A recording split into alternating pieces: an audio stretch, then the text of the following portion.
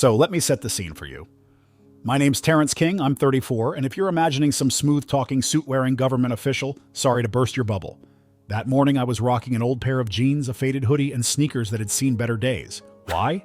Because I had just wrapped up a week-long business trip and was craving two things: silence and coffee. Spoiler alert, I only got one of those.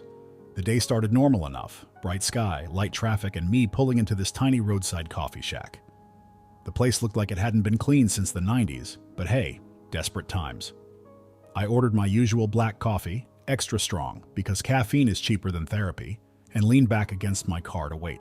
And that's when my day took a hard left into what the hell just happened territory. A squad car screeched to a stop like it was auditioning for a bad cop show.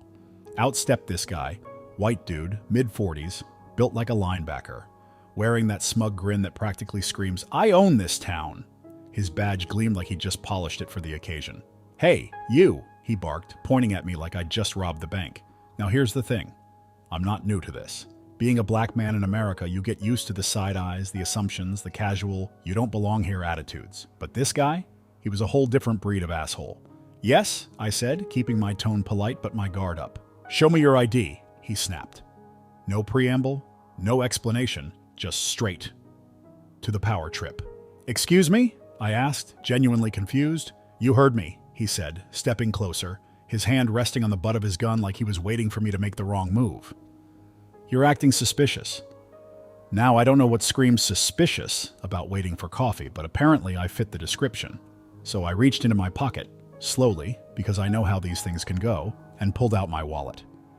"Here's my ID," I said, handing it over. But officer overcompensation wasn't done.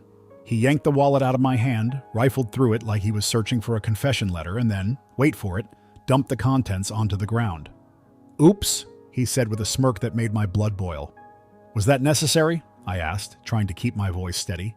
"You got a problem with how I do my job?" He shot back, stepping even closer. I could smell the stale coffee on his breath. "Maybe you'd like to come downtown and discuss it?" That's when I realized this wasn't about anything I'd done. This was about who I was, or more specifically, who he thought I was.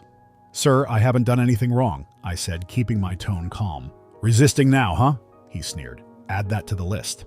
And before I could say another word, he had me spun around, hands behind my back, and cuffed. My coffee sat untouched on the counter as I was marched to the squad car. The onlookers were as shocked as I was. A few pulled out their phones to record, and one woman shouted, "He didn't do anything." "Mind your business," the officer growled. As I was shoved into the back seat of the car, I couldn't help but think, this guy has no idea who he's messing with. But at that moment, all I could do was sit there, hands cuffed, and watch as my dignity was dragged through the dirt. The drive to the station was a blur. My mind raced with anger, humiliation, and a tiny spark of hope.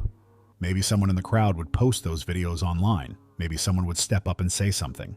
But hope's a funny thing. It doesn't always come through when you need it. When we pulled into the station, the officer yanked me out of the car and led me inside like he'd just bagged public enemy number one. "Name?" the desk officer asked, barely glancing up. "Terrence King," I said through clenched teeth. "Charges?" "Resisting arrest, disturbing the peace," smug Cop McGee replied, his tone dripping with satisfaction. "Seriously?" I said, unable to keep the sarcasm out of my voice. "Disturbing the peace by waiting for coffee? Guess I should have ordered tea." That earned me a shove toward the holding cells. "Keep talking, buddy," he said. "You'll make this real easy for the judge tomorrow." As the cell door clanged shut behind me, I sat down on the cold metal bench and took a deep breath. I wasn't scared. I was pissed. This guy thought he could just throw his weight around and get away with it. He had no idea what he'd just started. And honestly, neither did I.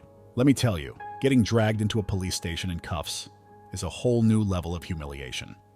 If you think people give you weird looks when your zipper's down, try having your hands locked behind your back while some cop practically parades you through the front door like you're a trophy catch.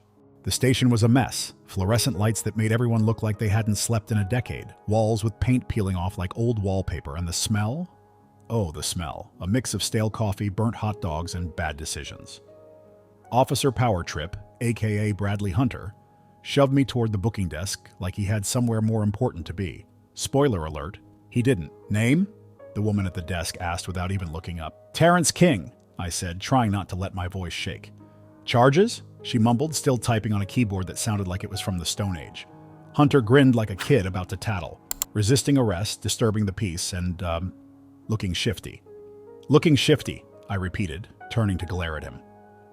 Is that a real crime now? Or are you just making shit up as you go? Hunter leaned in close, his grin widening. Keep talking, smart guy. Maybe I'll add Mouthy to the list. I could feel my temper bubbling, but I swallowed it down. You don't win against guys like him by yelling. You win by playing the long game. Fine, I said, keeping my voice steady. Do your worst. Oh, I plan to, he said before yanking me toward the holding cells. Now let me paint you a picture of this cell. It was about the size of a closet, with walls covered in graffiti that ranged from obscene doodles to poorly spelled insults. The bench was cold, the floor was sticky, and the smell? Let's just say it made the rest of the station smell like roses. Inside were two guys. One skinny kid who looked like he'd get blown over by a strong wind, and a burly guy with tattoos crawling up his neck. They both looked up as I was shoved inside. Make yourself at home, Hunter said, slamming the door shut. You're going to be here a while. The skinny kid scooted over, making room for me on the bench. What did you do? He asked, his voice barely above a whisper. Ordered coffee, I said dryly. The big guy chuckled. Yeah, that sounds about right. These cops will arrest you for breathing funny if you're the wrong shade of skin. I leaned back against the wall, trying to ignore the ache in my wrists from the cuffs. What about you two? What's your story? The kid shrugged. Jaywalking. The big guy snorted. Jaywalking my ass. Kid got mouthy with a cop and they threw him in here to teach him a lesson. I nodded, not surprised. And you? Public intoxication, he said, grinning. Except I wasn't drunk.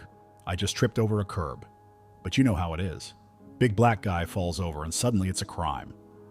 We sat in silence for a while after that, the weight of shared frustration hanging in the air. Hours passed. Or maybe it was minutes. It's hard to tell time in a place like that. At some point, a guard came by and shoved a tray of food through the slot, if you could even call it food. It looked like someone had taken a TV dinner, left it in the sun for 3 days, and then run it over with a truck. You're not going to eat that, are you? The kid asked, eyeing the tray like it might bite. Hell no, I said, pushing it aside. I've got standards. The big guy laughed. Standards won't keep you full, man. I was about to respond when the door slammed open and Hunter strolled in, looking way too pleased with himself. Dinner time over? I asked, my voice dripping with sarcasm. Funny, he said, unlocking the cell. Judge wants to see you bright and early tomorrow. Better get some rest. Yeah, because this place is so relaxing, I shot back. He ignored me, locking the door behind him as he left. As I sat back down, my mind started racing. Tomorrow was my chance to clear this up, but I had a sinking feeling Hunter wasn't going to make it easy. Hey, the big guy said, breaking me out of my thoughts. You gonna be okay? I nodded. More for my own benefit than his. Yeah, I'll be fine. But deep down, I wasn't so sure. Morning came, and let me tell you, nothing says ready for justice like being dragged into a courtroom in cuffs. The place was a freezer, literally and emotionally. I got parked at a table with a public defender who looked like he'd lost the will to live years ago. Across the room, Officer Bradley Hunter sat with that smug grin like he was the king of the world. Terrence King, Your Honor, the clerk announced. I stood up, adjusting my cuffs because why not make a statement? Hunter took the stand first, spinning a story so wild it should have come with a soundtrack. The suspect was aggressive, refused to comply, and posed a danger to the public, he said, looking like he believed his own lies. I stayed quiet, watching the judge scribble something while Hunter went on about my threatening gestures. Seriously? I guess handing over my wallet is now considered a threat.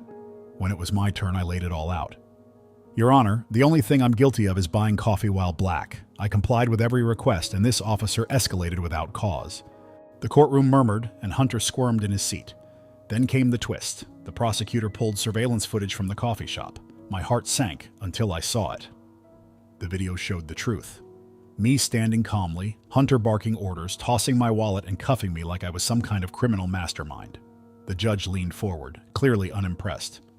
Officer Hunter, care to explain why you arrested a compliant individual? Hunter stammered. I was following protocol. Sure, buddy. The judge wasn't buying it. To seal the deal, I handed over my employment records. The judge's eyebrows shot up. You're a federal inspector? Yes, Your Honor, I said, locking eyes with Hunter, who suddenly looked like he wanted to crawl under the table. The judge leaned back, his tone icy. It seems this case is much bigger than we thought. Hunter's smug grin, gone.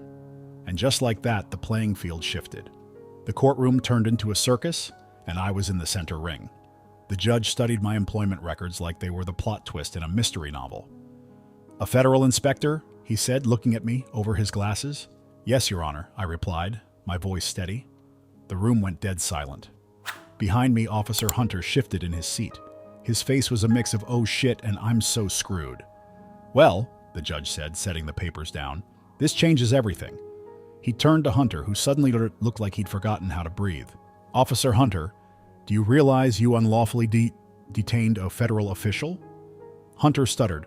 I was just doing my job." The judge's glare could have melted steel. "Your job, officer, does not include fabricating charges. There will be an investigation into your actions." Hunter's arrogance crumbled in real time. It was like watching a kid realize Santa isn't real, except this was way more satisfying. The judge dismissed the case, and as I walked out a free man, I glanced back at Hunter. His head was down, his career flashing before his eyes. Justice had been served. But the real win? Seeing the truth take him down. Some days the system works, just not the way Hunter expected.